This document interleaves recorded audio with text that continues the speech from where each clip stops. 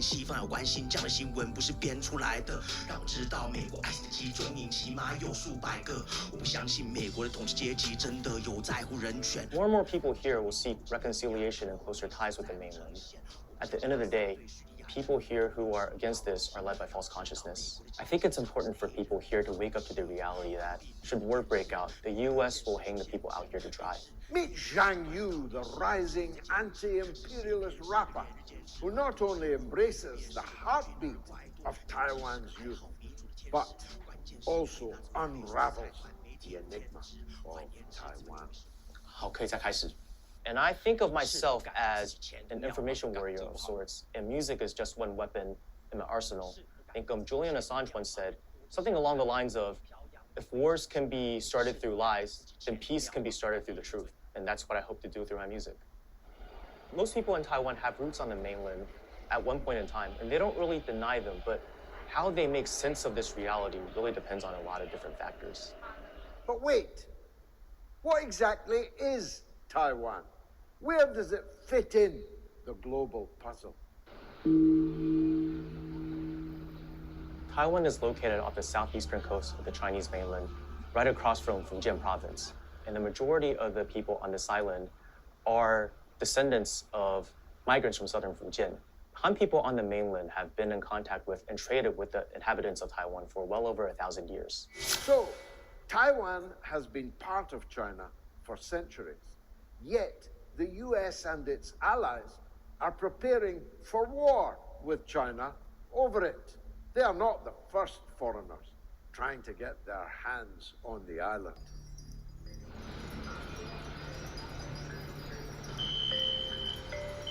在历史上，荷兰人来过，法国人来过，西班牙人来过，美国曾经也想来过，那最后他在他的支持底下，日本占领了台湾。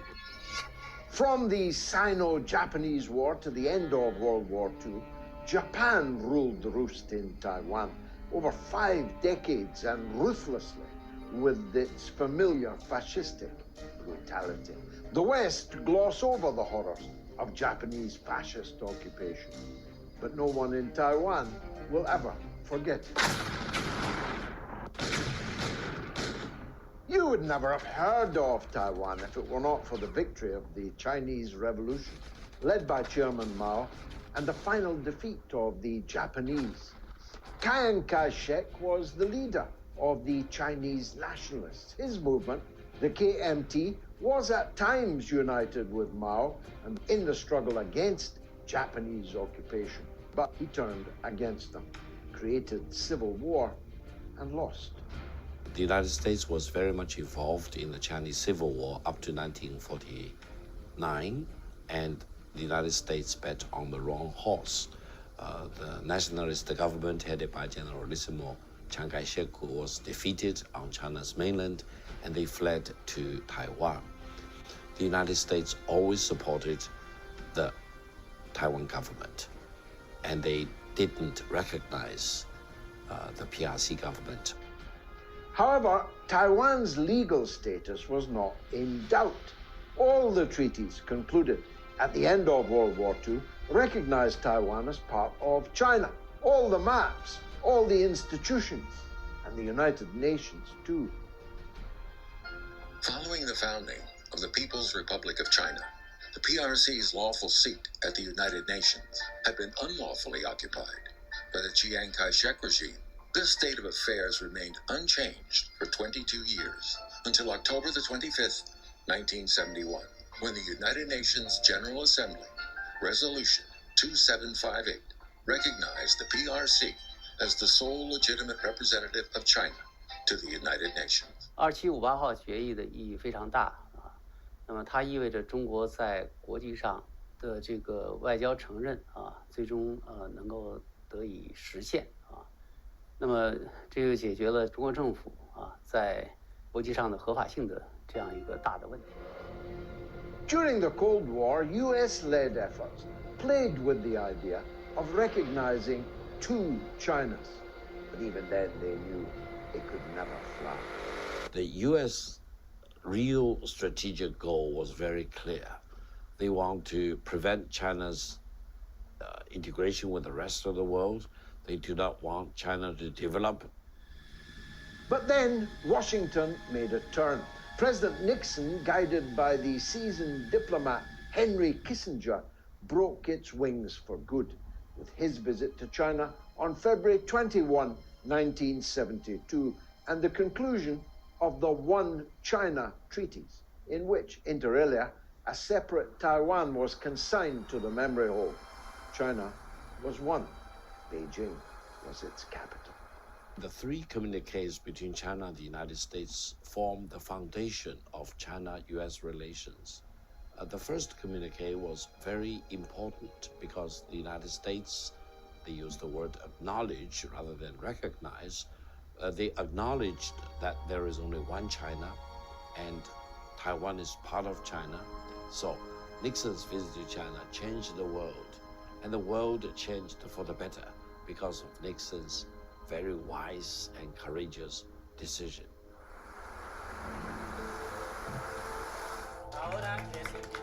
Honduras belonged to that list for nearly 4 decades. It is a blow to Taipei, with yet another country breaking off ties.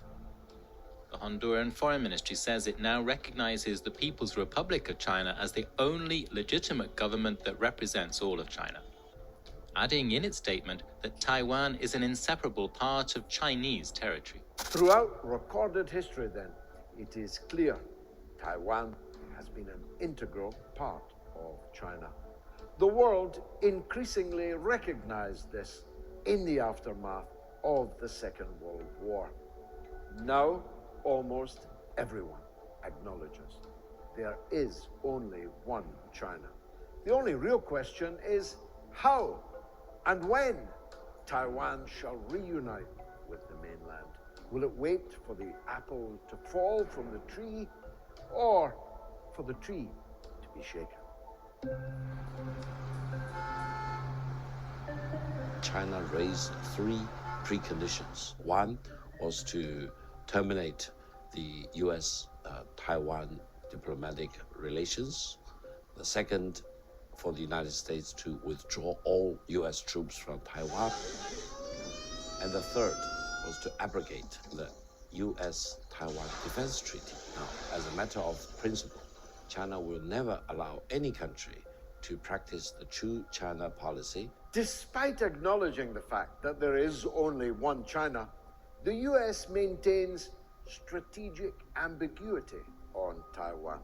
American officials often use language or take actions designed to intentionally provoke China. In Taipei, as the Speaker of the House arrives. The most senior U.S. politician to visit Taiwan in 25 on this years. trip that has sparked a lot of controversy. We will not allow China to isolate Taiwan. This visit by Nancy Pelosi was illegal, illicit, illogical, and inflicting huge damage to China-US relations. On the one hand, they say, yes, we still acknowledge the one China policy, there is no change.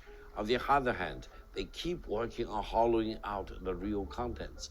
They want to have a situation where the separatists in Taiwan can declare, we are already an independent country. President Nixon had successfully reopened relations with China through the first communique in 1972. This was followed by the second communique under President Jimmy Carter.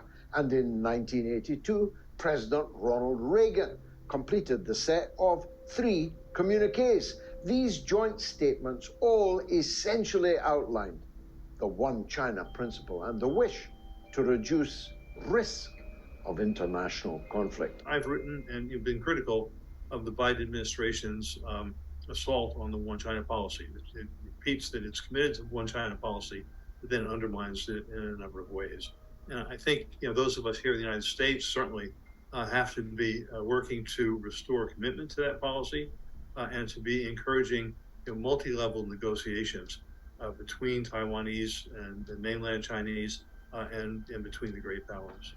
Yet scarcely a day goes by without a US politician speculating on war with China over Taiwan, either from their own mouths or through their mouthpieces on TV and their hired hands in the fancy newspaper.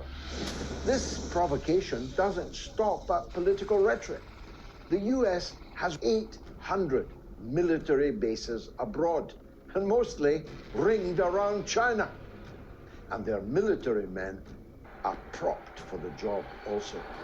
The US surrounds China with foreign military bases and endless military aggression and military drills with other countries like Japan and South Korea and Australia doing military drills in right around China's territorial waters. So to portray China as the aggressor is absolutely bizarre, when I think China has the right to defend its territory against this imperial aggression. Imagine, if you will, China supplying cruise missiles to separatists in Hawaii, Puerto Rico, Alaska, or Texas.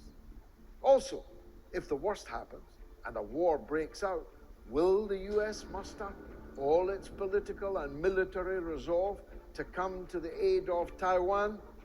Why the United States is doing this, why they want to sell more and more weapons to Taiwan, because I think they want to instigate a proxy war. They want to have people from China's mainland and China's Taiwan province, who are both of the Chinese background and ethnic composition, to fight against each other. It's like asking brothers and sisters to fight among themselves. Yet it appears that some Taiwanese leaders reside in a realm of wishful thinking. They proclaim their desires for independence and sovereignty with resounding vigor. The White House reacted with a degree of concern over Li's statement, seeking clarification from Taipei. The matter, we are told, has since been resolved, but the question lingers. Will the US champion these aspirations seeking to enforce Taiwan's sovereignty, even if symbolically?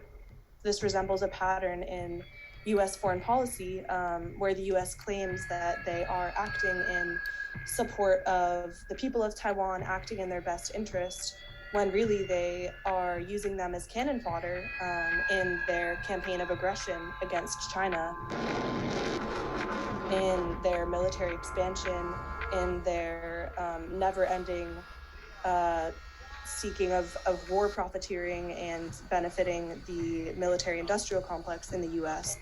One of the things I've been doing is to encourage as many people as possible to read Kevin Rudd's book, The Avoidable War. It really lays out the potential danger that's there, the many ways that a war could happen, but it also points out ways that it can be avoided.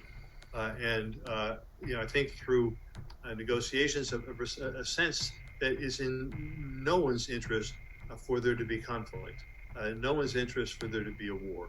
Everyone loses in a war. Europe can't make up its mind on China either. On the one hand, the EU and China are each other's largest trading partners, and European leaders have been flocking to Beijing to meet with President Xi Jinping. There is a notable lack of popular support in Europe for disengagement with China, de-risking, decoupling, even less of actual war. And yet the European navies have followed the American Armada and are now far more likely to be found in the seas around China than steaming in their own waters. The EU's Foreign Minister, Joseph Borrell, declared that Taiwan was his, and indeed Europe's, freedom frontier, and called on the EU states to send their navies to the Taiwan Straits. The US is really dragging in its European counterparts along their war path.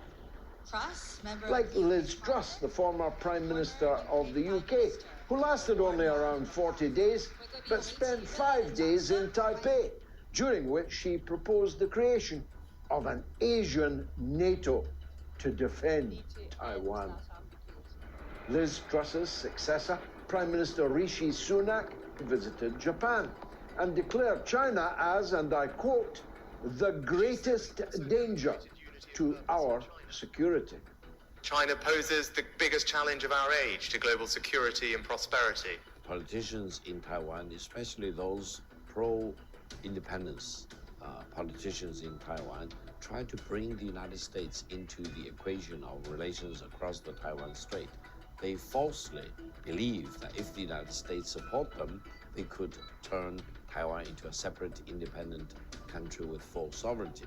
Darker still, when trust demanded Taiwan be covered by the American nuclear umbrella.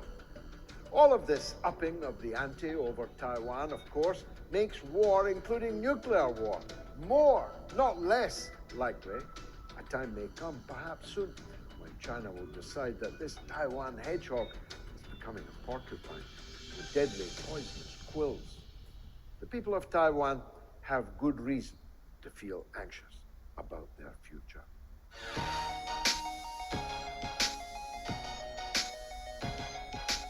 所以今天台湾想要脱离中国，要独立，他们唯一的靠山，以为可以支持他们完成台湾独立的这样的一个依靠，就是美国。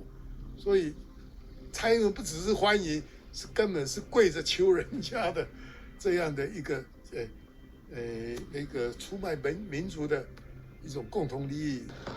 As we delve deeper into Taiwan's intricate tangle with the United States, one resounding truth emerges. Washington plays the role of chief provocateur, seemingly eager to stoke the flames in cross-strait affairs. So they are pushing Taiwan to challenge, to cross the red line of the one China policy. Yet, China's meteoric ascent on the global stage stands as its own formidable deterrent to such wayward ambitions. This shift in the global landscape hasn't escaped the attention of the Taiwanese people, igniting hopes for reunification and a brighter tomorrow. 那今天因为中国的和平崛起，带动了整个世界的新的格局跟新的世界秩序的形成。台湾人应该要把握这样的历史契机，能够改变这一种历史上的宿命，这样子呢，作为台湾居民才能够世世代代的在这里长居久安，台湾的人才智慧才能够取得有效的发展。中国大陆的崛起，以及全世界有越来越多的地方都在跟中国做贸易，然后以及跟他们合作。那未来其实台湾真的是一个选择，就是说，如果你跟着美国，那确实你就会越来越走向一个边缘，然后与世界脱节的一个状态。那如果跟两岸未来和平的一起发展，那其实会是一个跟全世界各个国家一起越来越欣欣向荣。我是乐观的啦，就那个乐观是在于说一个世界更和平的环境应该会到来。那我觉得台湾未来也可以跟对大陆是和平相处，那甚至是朝向一个就是统一的方向这样。A heightened recognition of a shared destiny, indeed, sweeps through the landscape. This understanding holds the potential for a path forward that's drenched in harmony rather than discord. The choice before Taiwanese people is to negotiate how to achieve unification peacefully, or to be a chess used by the United States to combat with Chinese men. War can be avoided if the United States can respect that the Taiwan question should be resolved peacefully by the Chinese ourselves. The future can be so much brighter than this. Maybe the people of Taiwan will call a halt to treason, knock the American umbrella out of their hands, reaffirm their one Chinese identity. But in any case, this is a matter for the people of China alone. Maybe, well, we need to keep our nose out of what is, in the end, a tale between the Chinese mainland and Taiwan. When we say somebody is a 中国人, that means this person is from the country of China, whereas if someone is 华人, it means they're from the broader Chinese civilization. Now, with the exception of hardline separatists here in Taiwan, most people here still identify as Huaren. As the Chinese mainland keeps on developing and the quality of life and opportunities for the youth continue to improve over there, more and more people here will seek reconciliation and closer ties with the mainland. At the end of the day, people here who are against this are led by false consciousness. I hope to see Taiwan not being used as a bargaining chip by foreign powers in their negotiations with Beijing. And I hope that the people here and on the mainland build more bridges and have more good faith contact with one another